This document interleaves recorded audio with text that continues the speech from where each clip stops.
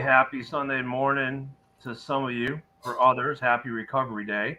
Yeah. As we get closer to the NFL season here on Halas Hall Report, today we've got Bear fan Dan with us, Woody Bear Down, Yeah. and of course the producer extraordinaire Mike the Bear fan who will be with us in a second. It was a rough day, so we have one graphic and one graphic only for yesterday, but it's the most important graphic of the day. There you go. Yes. 21 days till the Green Bay Packers lose game one in Soldier Field. We're 23 weeks away from regular season football, but we march on with preseason. And yesterday, I think everyone in the league, I think it was one or two games today, concluded game two.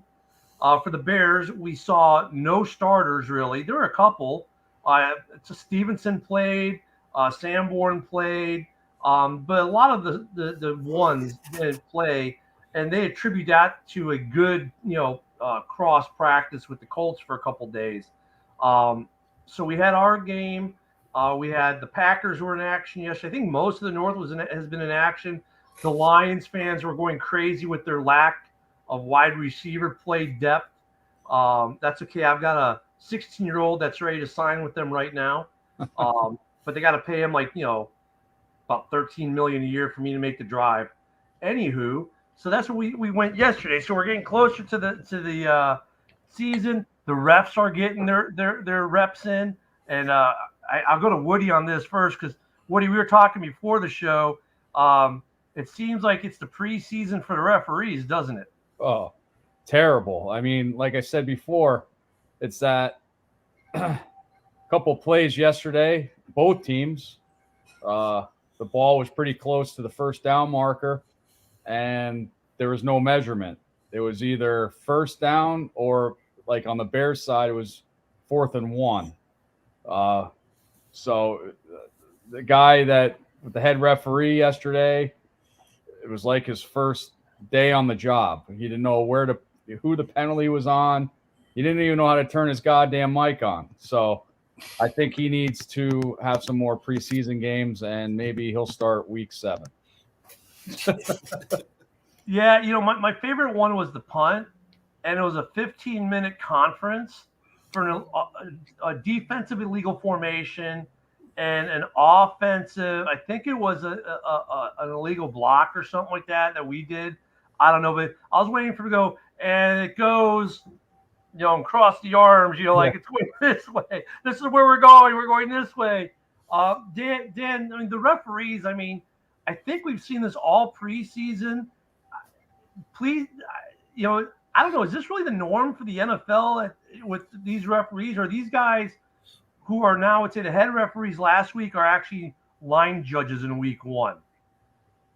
Yeah, I don't know. It was one that it said it was interesting watching that guy last night, the head referee. It said that we were talking about that punt, and just he's like, call it penalty, he point the wrong way, or he had to make sure he was calling it on the right team, and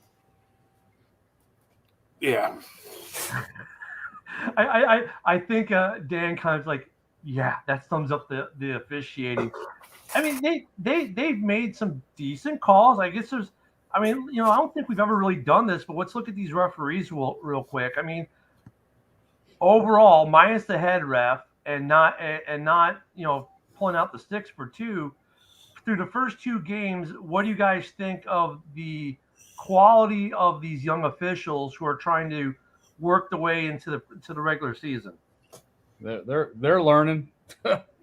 Just like these players are learning too. They're trying to make a roster spot. So I don't know if referees have a roster spots, but I know after that performance yesterday by that referee, his boss or somebody, maybe some more training or whatever. But yeah, I mean, wow. I mean, he didn't even know how to turn his mic on, and that's referee 101 right there. But on the other hand, is that they, the disqualification of the one Bears lineman, and that was I think that was a good call, but What did he do? Because I was trying to figure. I mean, look, it was on NFL Network for me, so I had these guys from Indianapolis calling the game. I think they were talking to Earsayer when it happened, whatever. And of course, they didn't show any replay. What the hell happened with that ejection? Yeah, they didn't show a replay on it, and I was like, well, what did he do? And all I seen is him walking off the field, and it took the referees got together for a good 5 minutes, and he came back out and says, at least he got that motion right. He says he's disqualified. So he had the thumbs up good, and the fist was back, so that was pretty good. But as far as I know in the NFL, actually there is kind of like a hierarchy and a roster. I remember seeing a documentary about a year or two ago on this, and there definitely is a hierarchy within the refereeing system in all the professional sports, MLB, NBA, and what they do, these referees, some of them come out of the collegiate levels, but they've got a program in which they work through, and the NFL has a mentoring program. And they have a preparation program so like if Dan wants to become an NFL official, he can put in for it. And if they accept him, they put him in this program. And I think that's part of what, this whole, what we're seeing here in the preseason. So, okay, so from what I heard, the hand was stuck in his shoulder pads and pulled us out aggressive and a pull. I mean, was it like a horse collar? I don't know. I mean, like there are a couple of calls where you're like, There are a couple of calls in some of these games I've seen where they've actually made some really good calls. And there's times they've let them play when they should let them play, and there are other ones you're like, okay, dude, you missed an obvious one. Well, that Turner Stevenson, late hit out of bounds. He pulled him down out of bounds and stuff like that, and they caught the retaliation too. So that was a good call. Yeah. On the referee's parts yesterday as well. Yeah, Dan, what do you think of that Stevenson hit? Because I know I have I have something to say about that one. But what do you think about that Stevenson hit last night? He got flagged on. I think I missed that one. I didn't catch. I had something going on. I don't remember seeing it. I hit Stevenson. I thought the flag on Stevenson was ticky-tacky, to be honest with you, because he started the motion of taking him down before they were out of bounds. The motion of taking him down finished when they were out of bounds, and then they flagged him for unnecessary roughness. And then, they, like Woody said, they got the retaliation where the guy, another guy came in and basically chest bumped him away. I think thought it was ticky-tacky. I think it was the aggression where he took him down out of bounds. If you start the motion in bounds and then you bring him out and then hands off, or he might have fell, whatever. But I think it was the pull down out of bounds. That's what got him the flag. Well, unfortunately, when the hits go out of bounds, when they hit them out of bounds, they can hit them before they go out of bounds. But as they're going out of bounds, unfortunately, they feel like they got to just stop at play. But when you're in motion on the field, it's hard to see that. You know what I mean? Right, because he had started the motion of even whipping him to the ground while still in the field of play. And it's not like these guys have a radar in their head that says, you have crossed the line. You have crossed the line. Like, you know what I'm saying? You have. I mean, they don't necessarily know the touch line's right there, and they'll say, well, they should know where they're at in the field. Well, when you're closing a gap on a guy and you're hitting the guy, and we know this is a game of millimeters, right? You finish the play. And right. I think some of these plays, and I hope when we get the main refs back, that they don't get so ticky-tacky on us, because if you've started the process in bounds and the process happens to finish out of bounds, I don't think that's a flag for either team. Whether it goes against the Bears, them hitting Chase Claypool or DJ Moore, or us hitting them, if they started to hit in bounds or the throw down in bounds and it finishes out of bounds, because it's not like the second he hits that line, he's just going to throw his hands up in the air and stop, because he doesn't know he's there. Maybe, at that point, Stevenson's body was turned. So unless he has eyes in the back of the head with a camera, Right. The refs have been, seeming kind of worse and worse the past couple of years, in my view. But looking at it, I mean, they only had 8 penalties for 59 yards. So it wasn't horrible on the yardage, just at the point of time is when it happens. You know what I mean? And the one thing we have not seen, I don't think, in either of the Bears games yet is the new rule, right? You can fair catch a punt. No, you can fair Yeah, it's like college. You can within fair catch a kickoff. That's it. Yeah. with the Kickoff, five. and it goes like it would be like a touchback. Yes, didn't see it yet. We haven't seen it yet. So you catch the ball on the 5 as a fair catch. You're going out to the 25 anyway. So that'll be interesting to see what happens there. Well, then let's talk about the game some. So because a couple of guys have this, and I'll start this with Dan. Dan, do you think we have a new number 2 quarterback? I think so. I like Badgett. PJ Walker, again, wasn't impressed this week with him. He was only in not even a quarter. But 98% of the first quarter. Yeah, he was in most of it. Yeah, I did not care.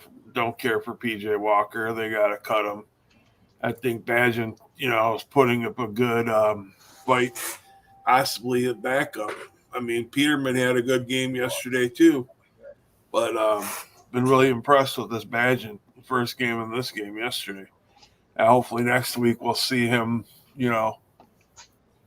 early, maybe against second stringers or whatever. Yeah, I thought he had a pretty good game. Woody, he was looking pretty sharp. He threw some lasers yesterday, didn't he? Yeah, I mean, in preseason, yeah, it's different obviously than the regular season. But imagine in that drive that he had 17 plays, 9.5 minutes for 92 yards, and he ran in for the touchdown.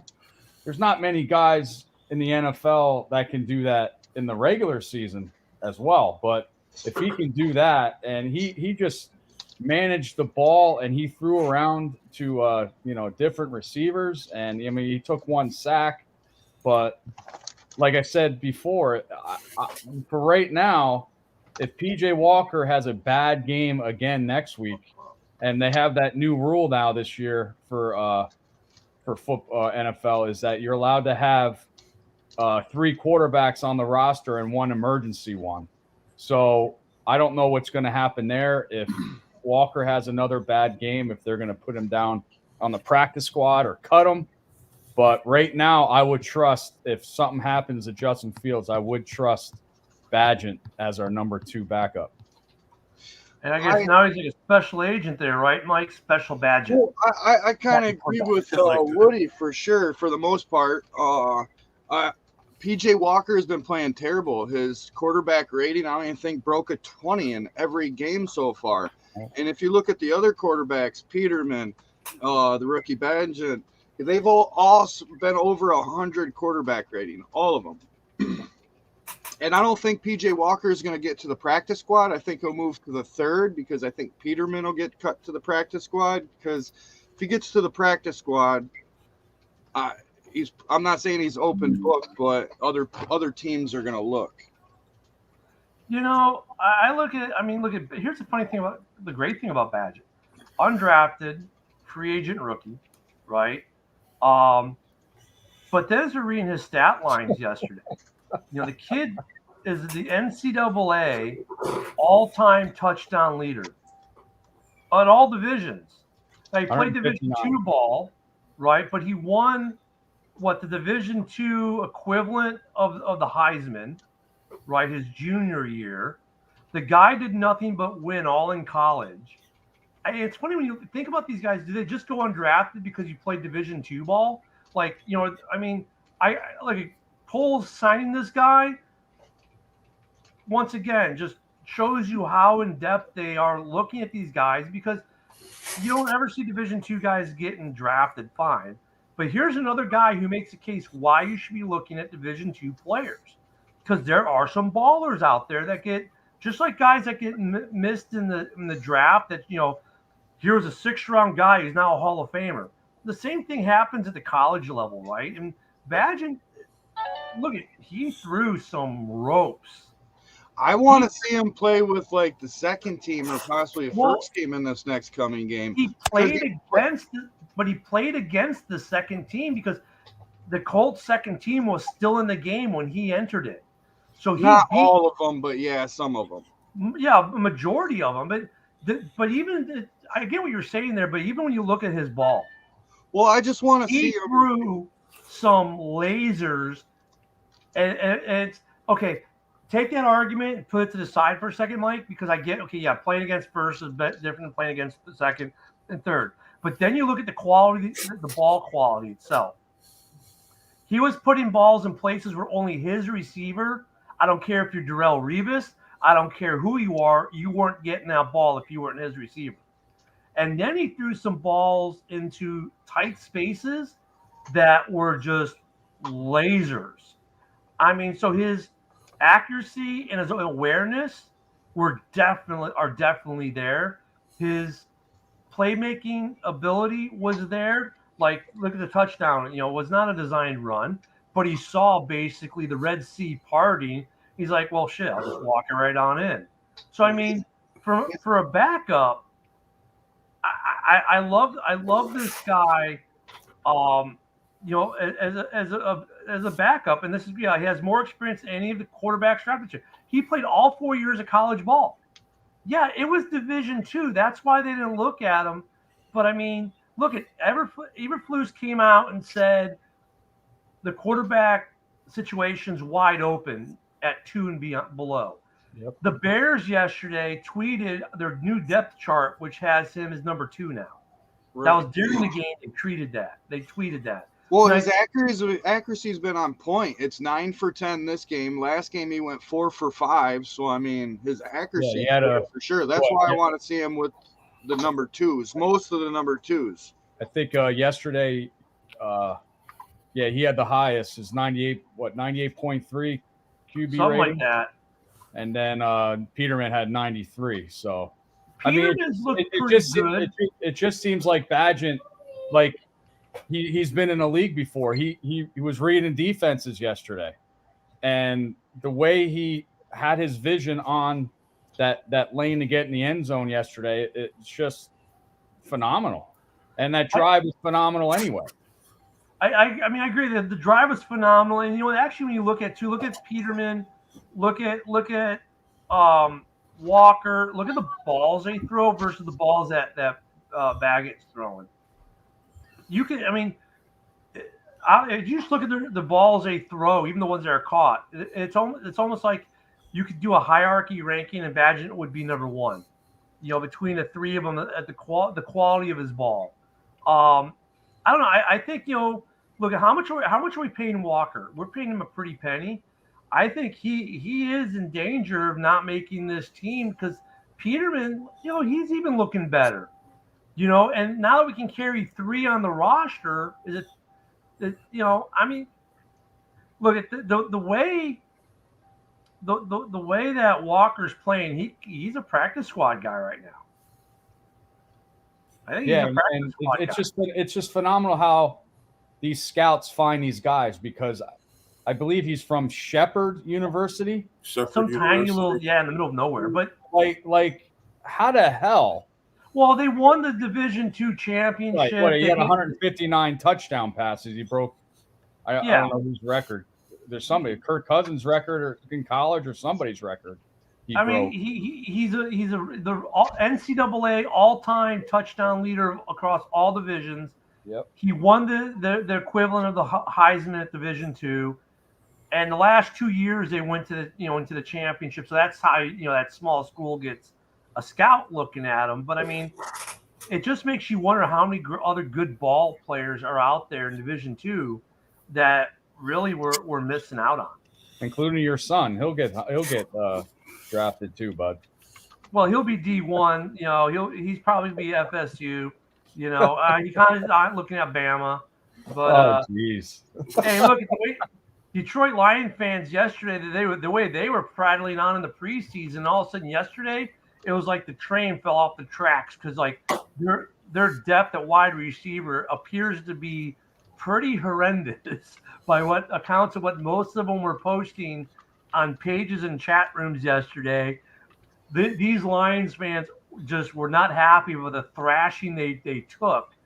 And I don't know if there was a wake-up call for because all preseason we've been hearing about all this depth in Detroit. Well, okay, they had a chance to show their depth off yesterday, and they got thrashed. Yep, 25-7. They got thrashed. So the Bears' depth, I think our offensive line depth was actually looked pretty decent yesterday. Say Brown missed one he should have caught. Yep. That one stuck out for me. The tight end play really was, as far as receiving, there wasn't much there. Tunyon didn't even get a target. He was in for like a little bit of the first quarter. Yeah, Carlson had a couple catches. Yeah, Carlson did. The running game, they used Rashawn for a series or so, and then he was done for the day. Homer. Did you guys see the hit Homer put down on special teams? Yeah. Did you see Homer get hit when you're not supposed to jump in the air? Yeah. But I would, like you said, Ken, I was, the running game and stuff. I believe, Burns, he ran pretty good yesterday as well. So I like the, running back depth as well. So here's the question. If it comes down between Burns and Homer to make the roster, which guy's making the roster, do you think?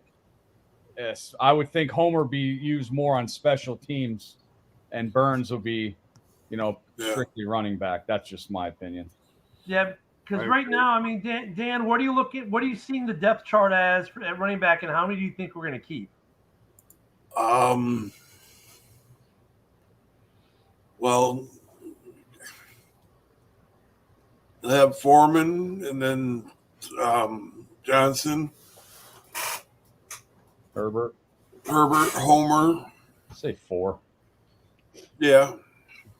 Yeah, and that would make everyone else odd man out. Because Homer, I think his special teams play. Woo, and we'll see what they do on the return side. The return side, I think is still an X for us. For one or two guys, special teams is the only way on the squad. It looks like, and from the wide receiving room and the running back room and maybe even the tight end room. I mean, it's nice. I think we have great depth at the skill positions. The O-line, what do you guys think of the depth, our O-line depth yesterday, though, with basically the starters getting the day off and seeing basically 2 through 3 or 2 through 4 playing yesterday? They gave up. I was watching sacks net wise, and they gave up 4 sacks yesterday.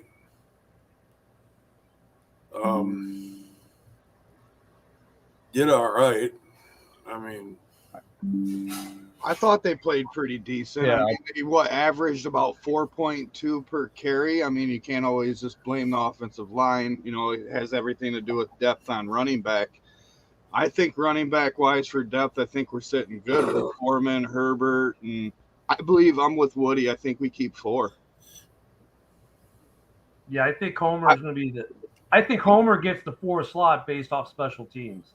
I like Burns. He did carry it, 5 yards a carry yesterday. But like you said, Homer, we use him a lot on special teams. maybe Burns goes to the practice squad. Possibly. Looks like we got Bears. Welcome. You got it. Whoa, echo. It's on Mike's side. Yeah, I think our offensive line, played pretty good. Bears had 134 yards rushing, yesterday. So, preseason. So, we'll see. We'll see what happens. Hey, Bear Well, Down let's welcome Mike, Bear Down Mike to the show. He's got real What- bad feedback. You got you some got feedback device on your issues? earbuds? Yeah, I'll get my earbuds. Yeah, there I'll you be go. right back. We'll come back to you in a minute. Sorry, Oops. Ken, not to interrupt you or nothing. He just X'd himself out. Okay, so he'll come back hopefully in a He'll be back. second. I think we're Homer's, like I said, is going to be a special teams fourth quarter kind of guy. Maybe some gadget plays. He's got some speed. Some other takeaways. I mean, Stevenson still loved the aggressiveness. He almost had He his got first burned on a play though. Yeah, well, the thing is that hopefully in the regular season, I know he's young, but that interception that he should have had in the end zone, that could be a big play in the regular season. Got to make those plays. Got to make those plays. Well, not only did he miss that interception, but he got burned on another play as well. So he's got some work to do still. I kind of like the way Eberflus managed the team yesterday, where we saw one or two of the starters get a little bit of work, and we saw a couple of the second stringers and even third stringers get limited work. Like, okay, I want to see, Roshan. I want to see you in this situation. And he threw him in for a series, and then Roshan was done. Right? So, I like what we saw from Roshan and Johnson yesterday again. I mean, even the guys from Indianapolis were talking up how special this kid could be.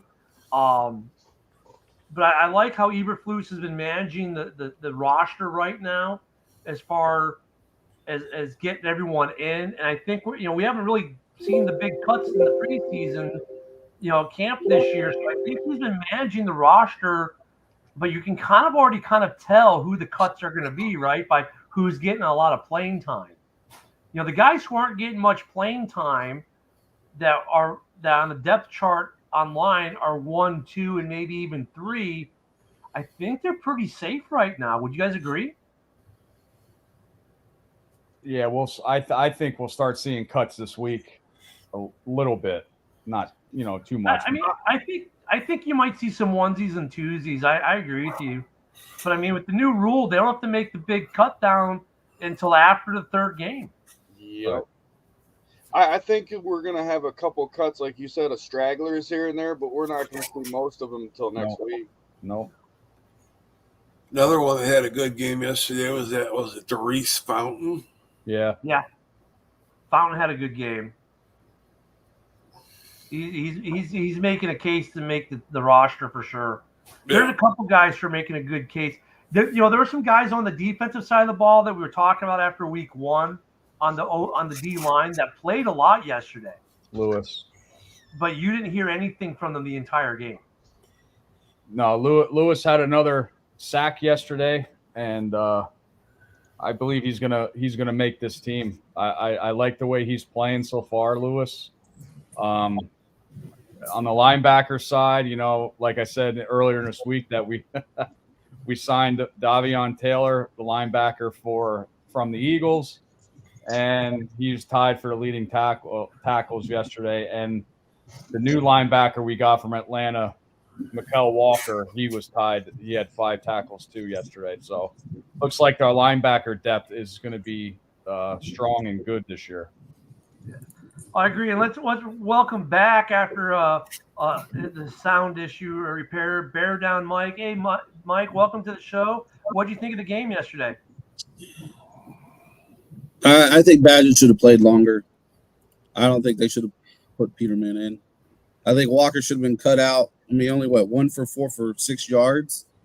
Yep. Yeah. I say cut him now. If he's not going to play great against practice squads, what's he going to look like against Carters if he has to go in? So would you say, and let me pose this question to you, would you say at this point, would you cut Walker now or just kind of demote him to 4th string? I mean, what would you think strategy-wise might be the way to with the big, with the way they've changed the cuts now? Like, if the writing's on the wall, because I agree, like when Walker was in, the offense was stagnant, right? Yeah. And even when he did throw the ball, it was off the mark, it seemed. He just seemed like, I don't know, like he's in a different place. He didn't. There was no connection. I would definitely. I think Peterman's ahead of him. Yep. Honestly, I'd definitely put him a 4th string. If maybe cut him.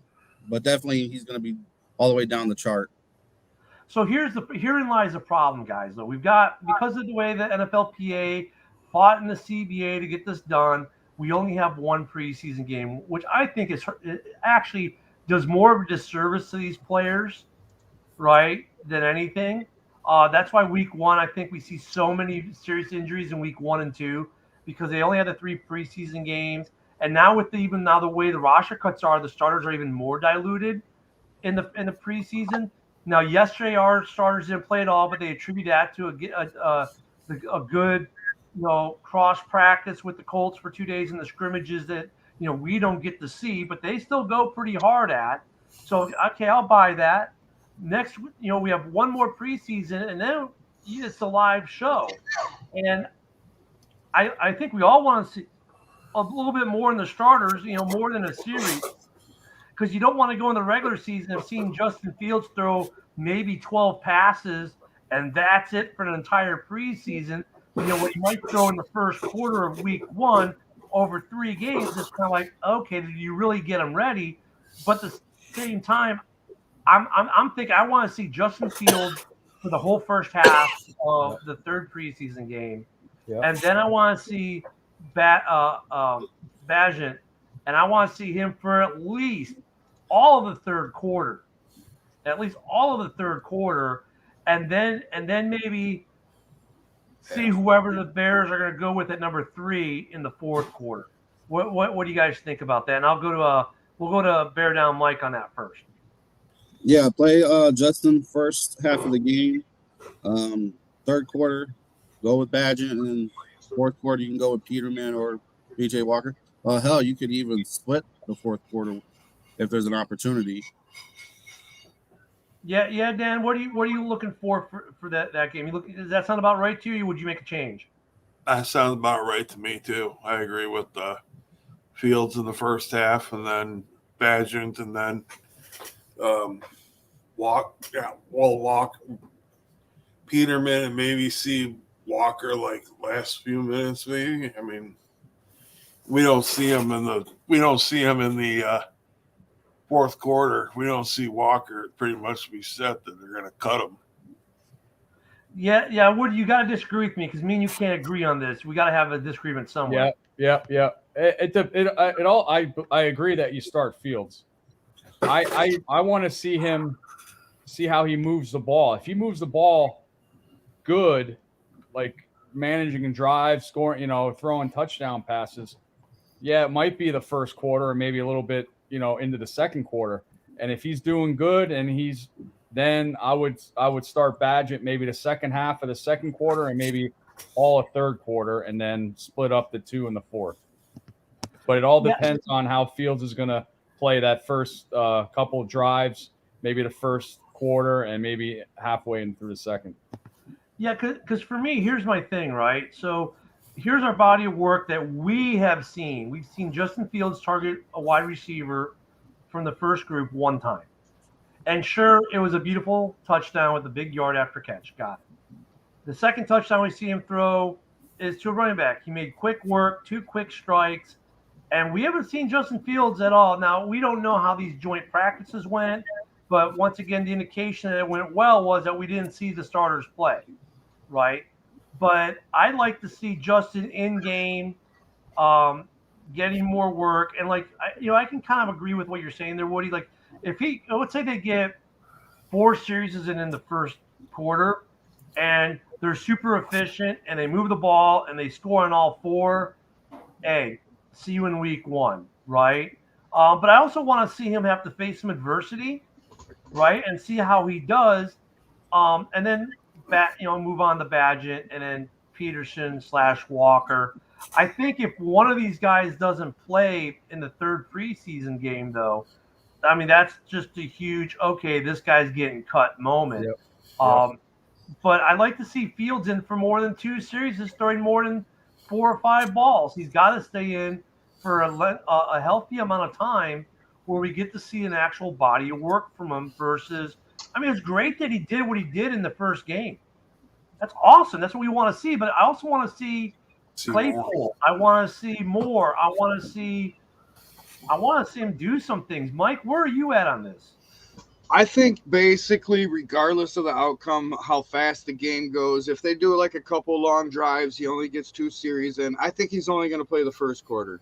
I think then you got to pass the rock to the youngster Bagnet for all of the second quarter, come back into the third quarter, even him through the whole third quarter just to see how he does. I think after that, the fourth quarter, it'll be half Peterman and half Walker because one of them guys is not going to be on the roster. That's just my opinion. I want to see. I want to see also on the ass end of that too. I would like to see, because I've been hearing in training camp how good they're doing. I want to see Justin Fields run the 2-minute offense too. Before halftime, 2-minute warning and stuff like that. Because that's all I'm hearing is that he's doing great on that 2-minute offense, but it's split practices or a training camp and stuff like that. So that's something else I want to see. Well, they could do that at the end of the first, do like a hurry up. You know what I mean?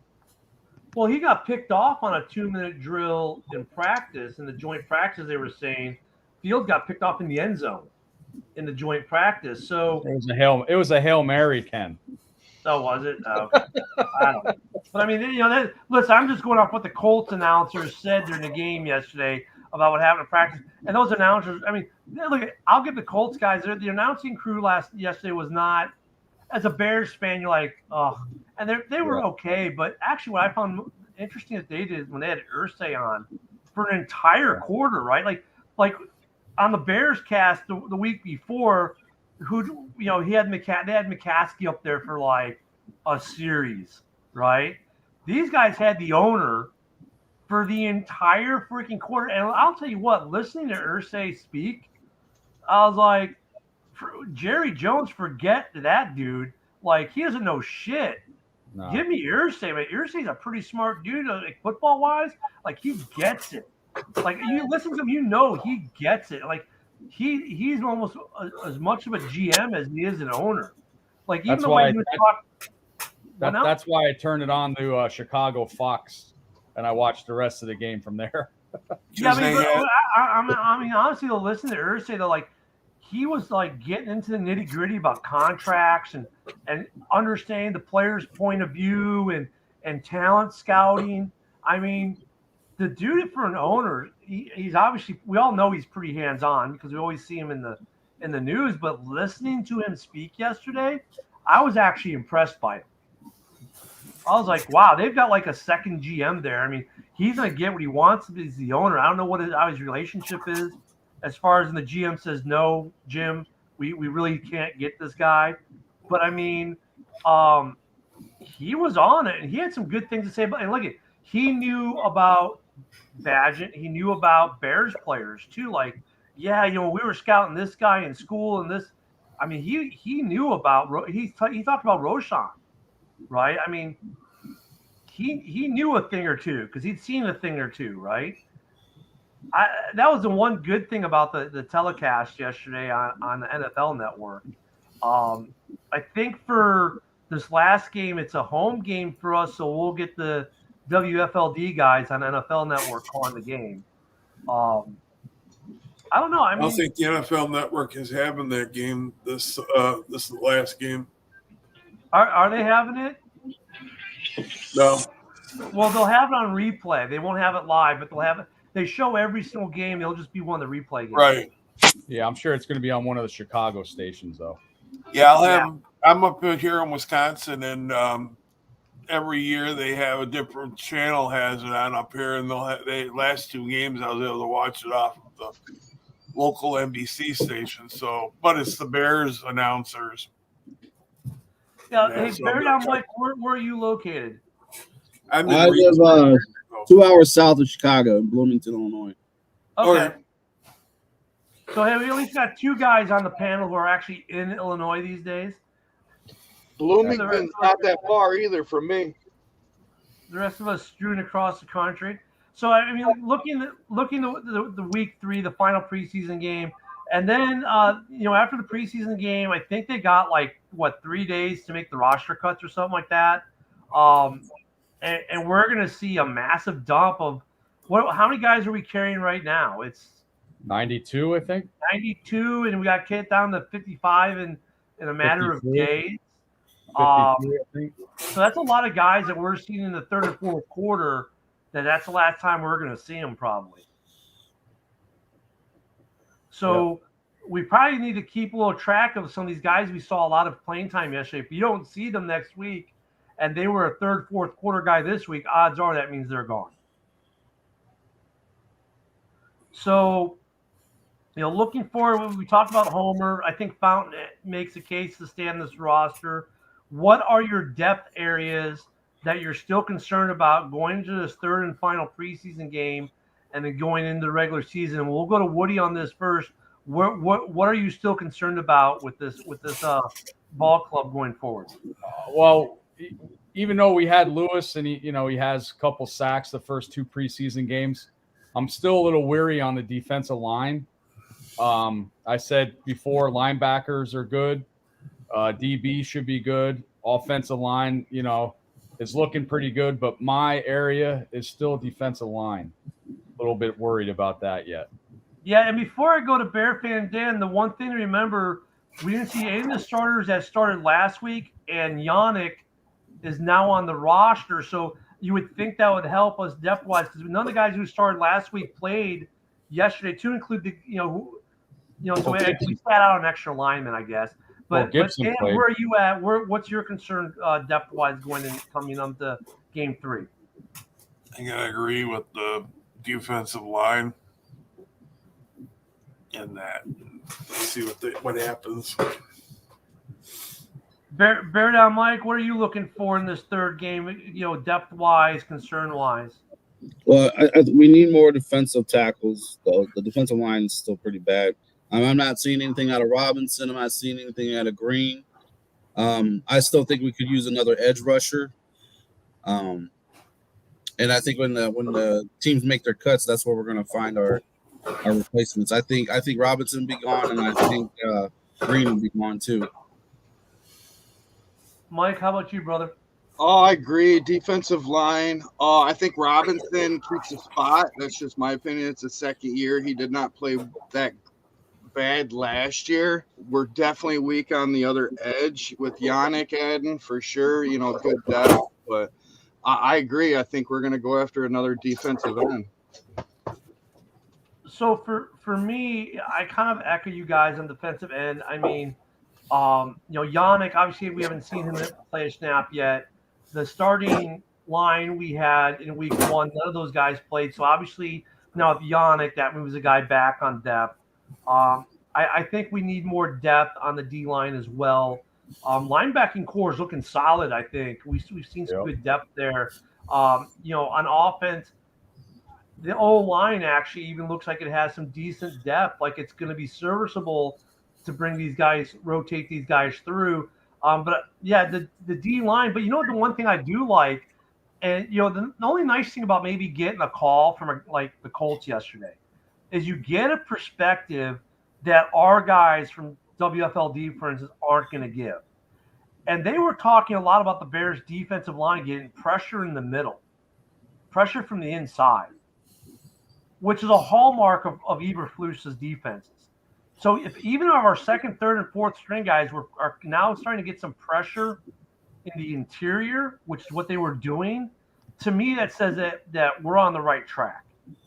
And that now you get a guy on the edge to finish it off, like everyone else here has said.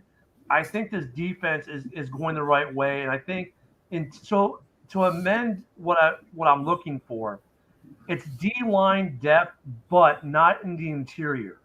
I think our interior D-line depth is actually pretty solid right now. For me, it comes to the edges. And that's pretty much what everyone else has kind of said in a roundabout way. But to me, it's all about the edges.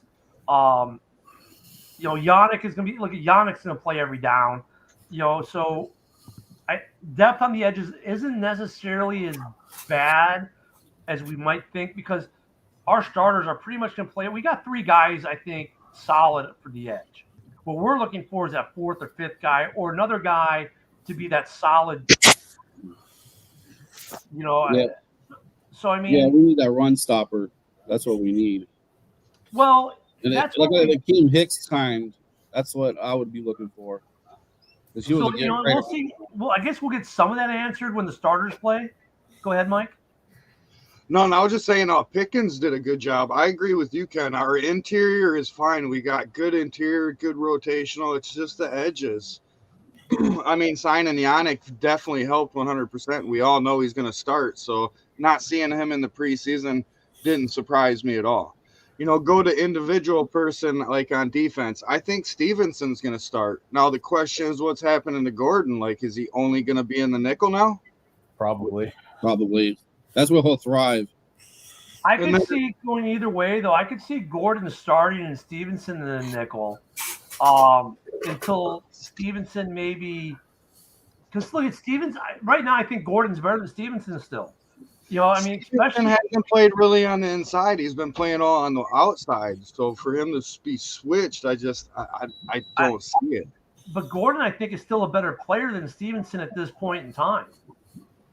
I could see it myself, but the way you see Stevenson play, I think he's a better ball player, even though he's a rookie, than Gordon on his second year. Gordon played good. I'm not saying he played bad. He played good. Just from what I see of Stevenson, I believe he's the starter. I think Gordon has the better hands. I would like to see maybe moving Stevenson up to him, do some cornerback blitzes because he has the speed, boy. I'll tell you. And he's got the hitting power. And absolutely. Look at the good thing I like about Stevenson, open field tackles. I don't think the guy's missed one. Nope. And he's always in. He's always in on a tackle too. Yeah. He's sworn. For us, I think it's an embarrassment of riches back there. I mean, we're having this discussion.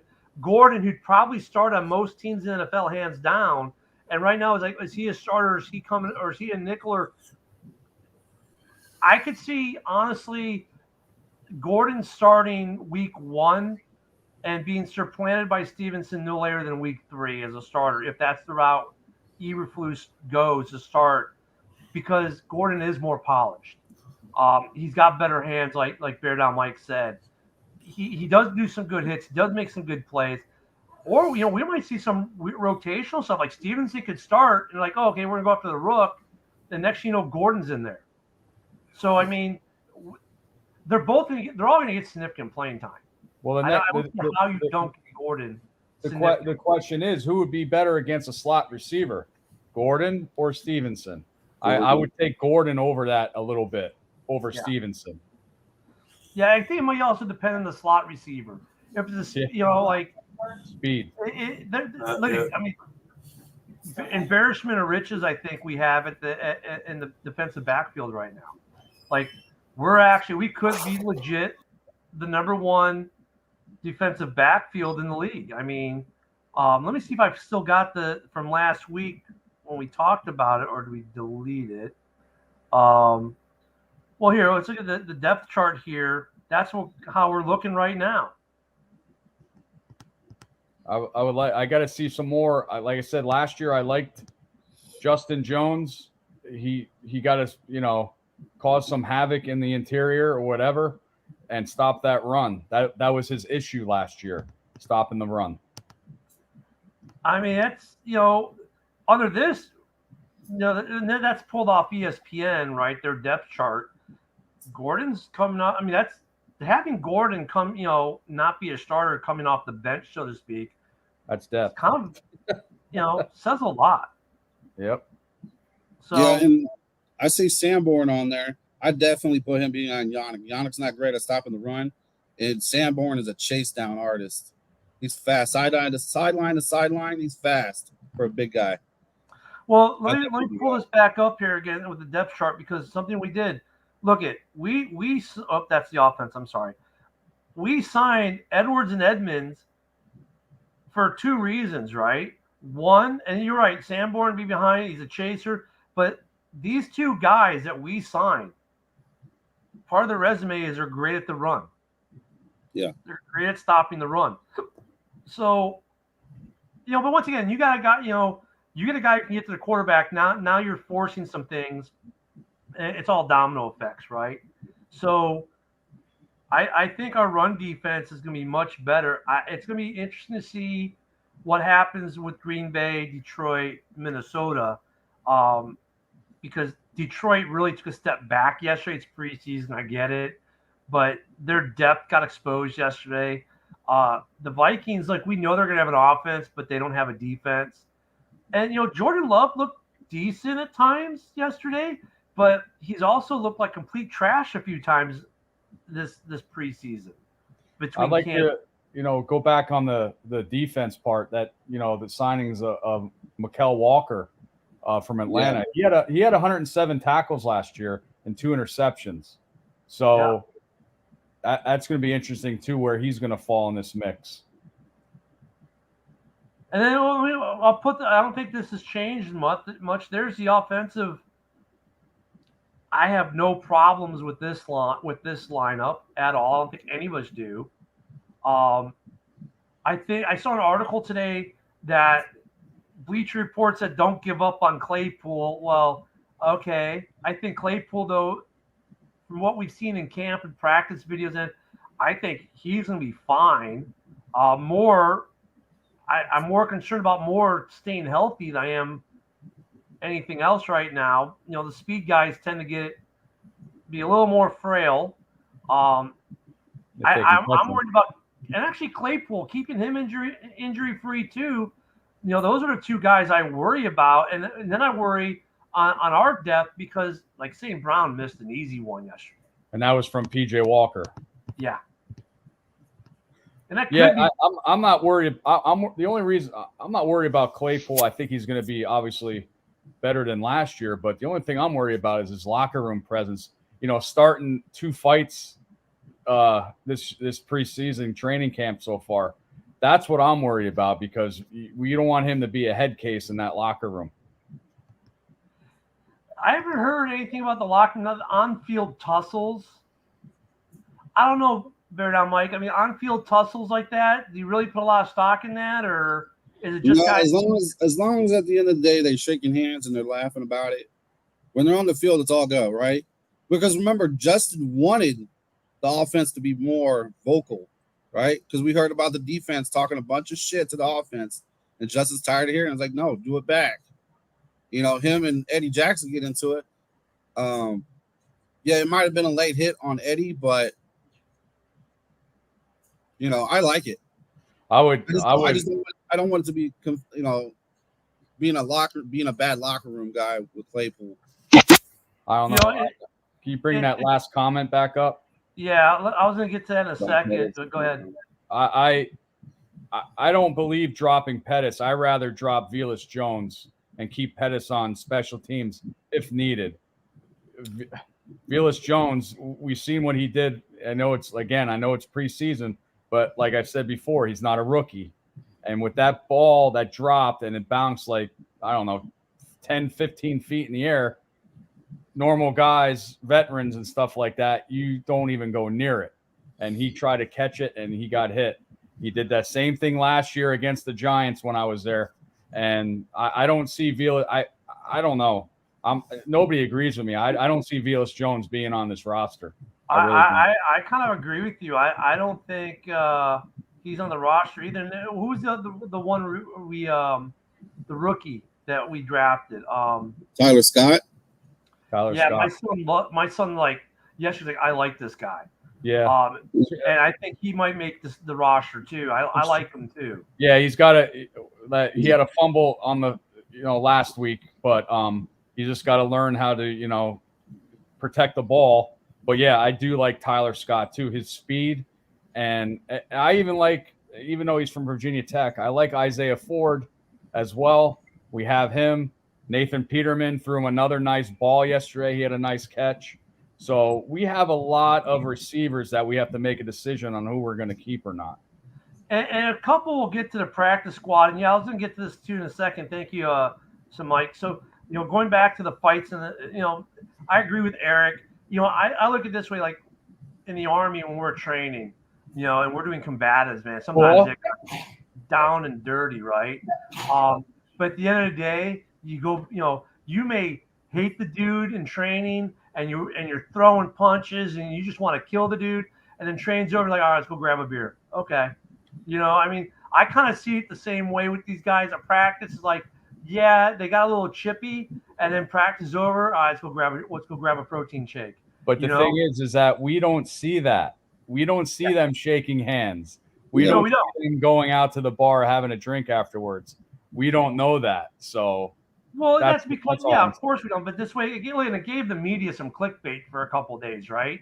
I mean, but you'd have to imagine if the second part of that's going on, like Bear Down Mike said, if after practice, like, all right, let's go grab a protein shake, whatever, because they're not going to the bar, right? I'm They're not sorry. going to go drink. Uh, you know, if after practice though they're like, all right, cool, and they go to dinner or whatnot. I mean, that's what you want. You want. I don't mind them being chippy during practice and being competitive and throwing down because, yeah, the drive is there, the competition's there, the will to succeed is there. If they're getting chippy, they have something in this fight. So as long as after practice it's not, they're in the locker room, there's no hard feelings, and they're hugging it out and whatever they need to do. I don't care about. I always think the media makes too much of it. As long as they get it out of their system now, because in the regular season that's a penalty, and we can't afford any 15-yard penalties, stupid shit penalties like that in the regular season. Yeah, and there are a couple penalties we've had in the preseason. Like, all right, guys, clean that up. Yep. We've been pretty good on the penalties so far, but there were a couple that were just like, and Stevenson's got a couple flags for being a little too aggressive. Yeah. I like to see him clean that up a little bit. We've been pretty good. Hey, Santos has been great kicking the ball. Our punting game is still on point. Our special teams is looking pretty good. Really, I think this next week comes down to some depth issues on the D line, and making some hard choices like we were just talking about at the wide receiving core, especially. I think the running back situation is a little more sorted. I think Homer's going to get that fourth spot. With the quarterback rule, are we keeping 3 or are we keeping 4? Well, the rule is now you're allowed to have 3 quarterbacks and 1 emergency. So I don't know that emergency is on the practice squad or they're on the regular roster. But I know that's the rule now. You're allowed to have 3 plus 1 emergency. So could we be in a situation where Walker is designated as the emergency quarterback and doesn't make the regular roster, so to speak? Yep. Could be. Yep. So I guess the other question with that is because, I keep hearing the rule, and we normally do. Most teams carry 3. Some teams carry 2 quarterbacks, which I always found to be a little interesting to only carry 2. So does anyone know how this rule actually works or with that 4th quarterback? I mean, are they, like I said, are they practice squad? Are they so it's not a 52-man roster now, it'd be a 53. I think is looking to look it up. Even Eric's like, I put Walker there, and he hasn't showed anything. And right now he is kind of like the beer league goalie in hockey who sits up there to be the emergency goalie in the NHL, right? Okay, you want me to read you this, Ken? You want me to read you this? Yeah. Says the QB emergency. The player designated as the emergency quarterback cannot take the field unless both the starting and backup QB are injured. And if either of the latter are medically cleared to return to the game, the emergency quarterback must be removed from the contest. So there's only 3 quarterbacks on the roster. That third guy is the emergency guy. So I believe PJ Walker might be on the practice squad if he plays like he did the first 2 preseason games. So that is the emergency quarterback rule. So, okay, here's the thing I don't get. Like, the Bears have carried 3 quarterbacks for the longest time. Most teams carry 3. Very few only carry 2. So, under that scenario, could we see Fields as 1, right? Baggett's 2. Oh, well, you know what? We don't have to have a third on the 52, so we could take whichever guy makes it and designate him, and he doesn't take a roster spot, and then we can take the other guy to the practice squad.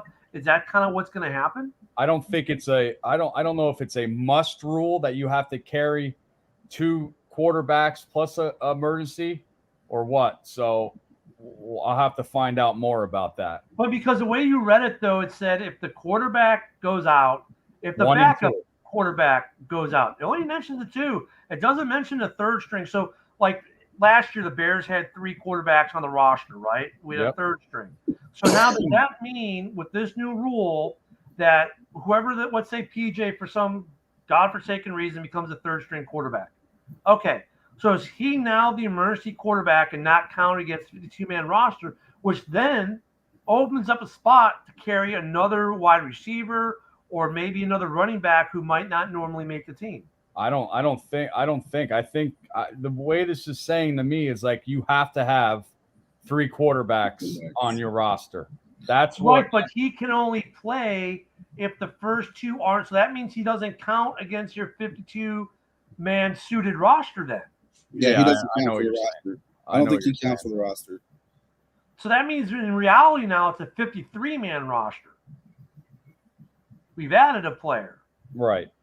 So that means now, on the way we understand this rule, and we'll have to get some clarification during the week or somehow, and maybe revisit this next week, because I think next week we're going to be talking about cuts a lot. Right. When we do our show. We need to figure that out, because the way it sounds like right now is like, okay, if let's say we only have to keep 2 on the roster, would anyone here say the 2 on the roster will not be Fields and Bags? I believe it. Yeah, I believe it. I mean, Badgett really has to take a shit next week, and PJ Walker is going to have to throw for 300 yards for him to be number 2. That's just my opinion on that. All right, so we're all saying that, hey, 1 and 2 are decided, right, as far as we're concerned. So now really the questions become who's going to be the backup, the emergency quarterback slot, and who's going to the practice squad. Is that kind of what we're looking at? Yeah, I would say I would like Peterman. Peterman right now, I mean, he's not playing a lot, but when he's in, he's showing that veteran presence when he's throwing the ball, and PJ Walker's just not showing anything. So I could see Peterman being that emergency quarterback and doing whatever with Walker. Hey, Mike, producer Mike, can you? I don't know if you can look this up real quick, or maybe Woody, if you can. Do PJ or Peterman even have practice squad eligibility? They're both vets. Isn't there that rule after such and such time? Like, you know what I'm saying? Practice squad is not necessarily an option for them. Well, even if that was the case, you can have Peterman as the backup and Badgett as the and then that wouldn't work.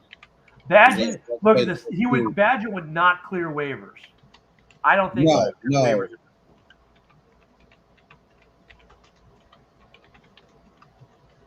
But then you got to cut.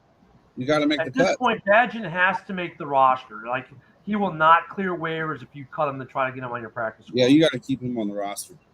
Yeah. And honestly, between the other two, between Walker and Peterman was here last year. He knows the offense better. Walker was signed, came in. He hasn't really shown much. It doesn't say anything about eligible for the practice squad. I mean, I guess it doesn't matter if you're a 15-year vet. I guess you could sign on to be on a practice squad if you so wanted to, if you thought that was your only chance. But that's good. That's going to be interesting. So I think, right now we're looking at, okay, it's a fight to be the backup, to be the emergency quarterback between those two, and whoever doesn't get just going to get straight cut and maybe signed. But both are veterans, so there might be interest from other teams. But honestly, like, what other team, if you've been watching the preseason, is going to look at PJ Walker and say, "Ooh, yeah, I got to sign that"? Yeah. Well, practice squad guys, I did read it's up to 6 players with no limitations on experience. 4 players can be protected each week. That's what it says. So Peterman can be on the practice squad if worse comes to worse. Yes, and 4 of those players can be off limits. I think it said. Okay. So yeah, can be protected each week. protected each week. Yes. 4 of them. So really, the way we're working this now is we got 1 and 2, and your third string quarterback is now no longer counting against the roster. So we're gonna get to keep an extra body, be it a wide receiver, running back, or lineman of some type, I would think. And the big debate's gonna be who's being the emergency quarterback. And here, I guess we got a lot of questions on this emergency quarterback. So I mean, what emergency quarterback still gets their full contract? I would take it because they're on the roster, Yep. but they're not. But Yep. you think they'd still get their contract fulfilled because they're on the they're dressing every week, right? They're on the field dressed, Right. like they would be if they were on the roster. And honestly, like who puts in their third string quarterback when the other two are healthy? I don't think anyone really does that. No. You would Well, if you're that's not Miami. true, Oh, you isn't it? can't because they have to be injured and not medically cleared to play the first 2 quarterbacks. Then they have to go to the emergency. Well, and there is then a team- there is when one of them gets cleared medically, they have to be taken off the field right away if it's during There the is same. one team that this will hurt, and that's the New Orleans Saints.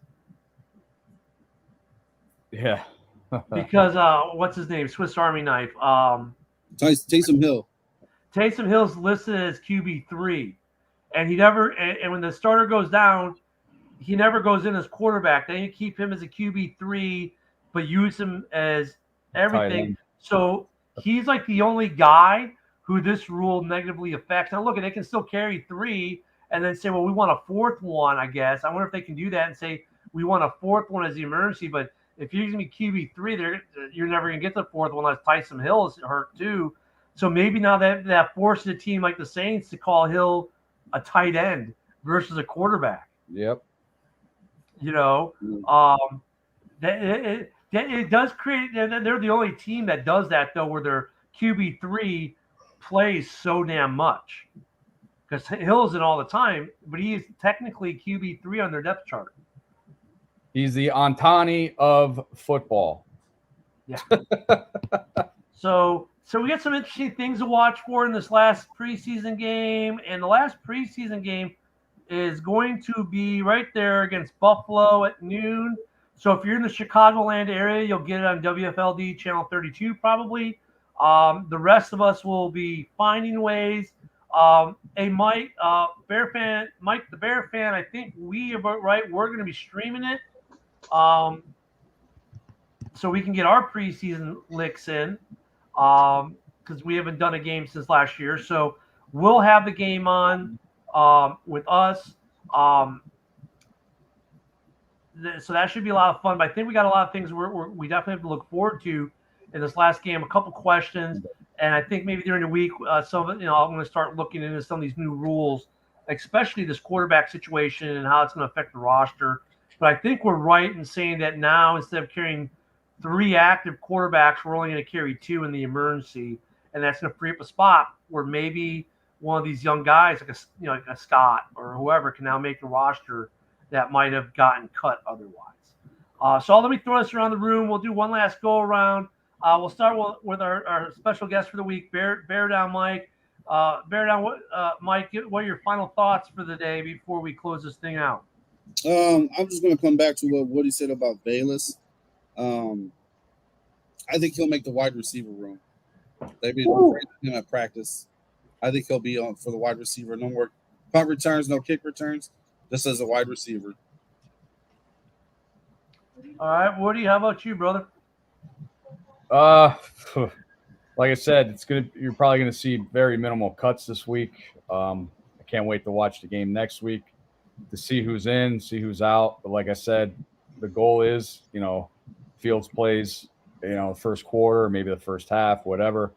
I don't want to see any injuries, and hopefully that there is injuries. Our depth can help out, fill in. So no injuries. That's my my game plan. Mike?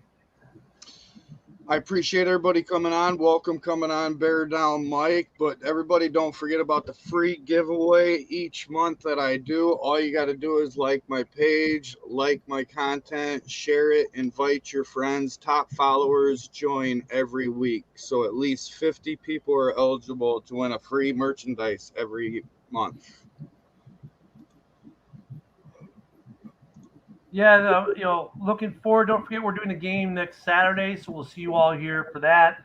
Next Sunday, we'll same bat time, same bat channel, at about 11:30. I know we got a little bit of a late start today, and then pretty soon we're gonna move back to our normal Wednesday time slot as well, and we'll have our Wednesday night show, which will be at 7:30 Central on Wednesdays, and then we'll also do Sundays, our pregame 11:30 every week for pregame. And then the games. Now, there are going to be a couple games this year. We'll get it figured because Mike, the Bear fan, is going to a couple. I'm going to the game here in NOLA. So we'll figure that stuff out to try to make sure, especially we know a lot of you guys are out of market from last year. We had guys from Italy, from Mexico, from Southeast Asia. We were getting you from other European nations. We were getting you guys. So we're going to try to do our best to make sure everyone's getting the game.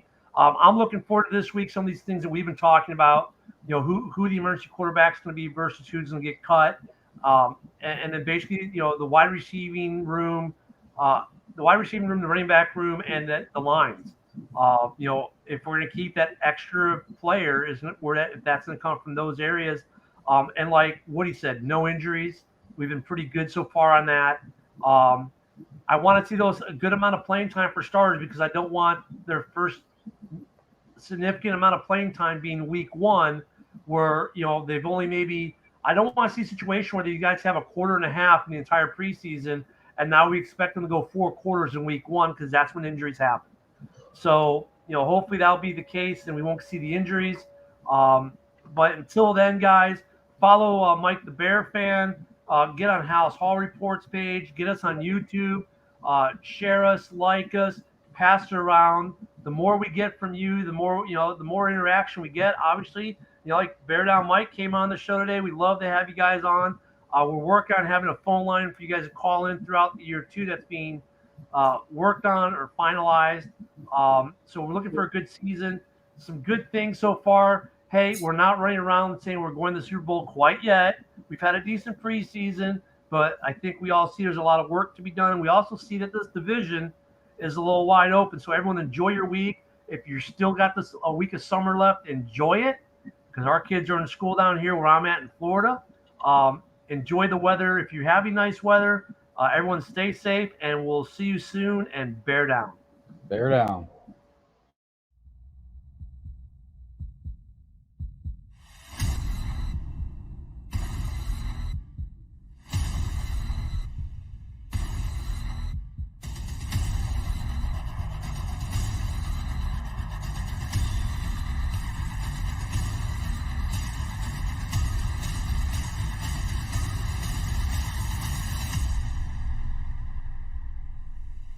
He was able to read the defense. He was able to call like little small audibles. His throwing is much improved over the season. I'm over here in the south side of Chicago, 35th and Damon, doing my veterans tailgate today, baby. This is all about the veterans. Defensive line's got to get better. We got a good tight end. That's all you got to do is play to the kid's strength. Bears 24-21. Offense looked good. Glad for everybody to make it. Bear down, and hopefully I'll